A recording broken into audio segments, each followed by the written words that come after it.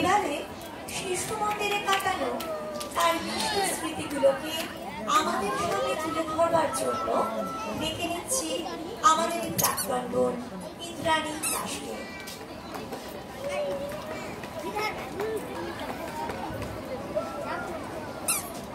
নমস্কার,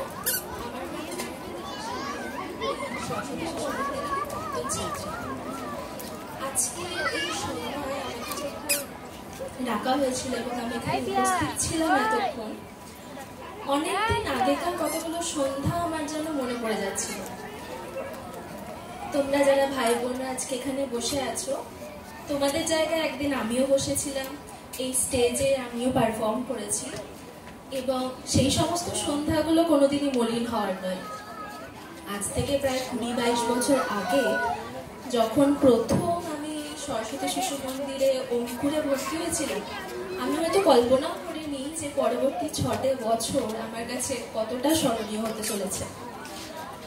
দাদাভাই দিদিভাইদের স্নেহে ভালোবাসায় সরস্বতী শিশু মন্দির আমাদের কাছে এক স্নেহের আশ্রয় হয়ে উঠেছিল। স্কুল ছিল না, এক দ্বিতীয় বাড়ি হয়ে উঠেছিল।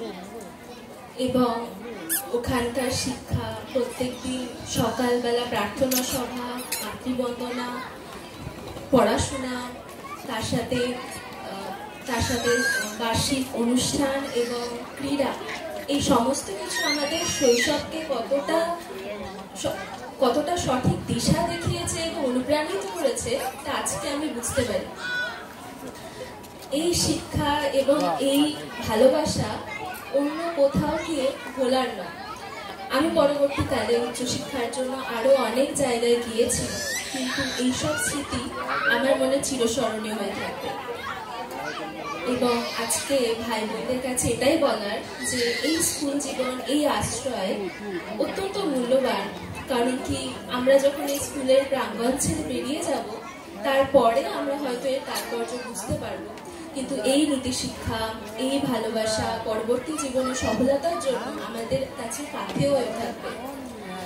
তোমরা যারা এখানে বসে আছো সবাই হয়তো একদিন নিজের নিজের জায়গায় সফল হবে এবং এই স্কুলের একজন ঐতিহ্য হয়ে উঠবে, এবং তার থেকে বড় সম্মানের কিছু নেই।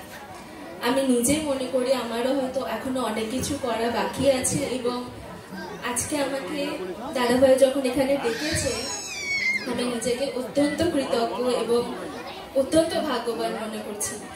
দাদাভাই দিদাভাইদের আমার প্রণাম এবং নমস্কার।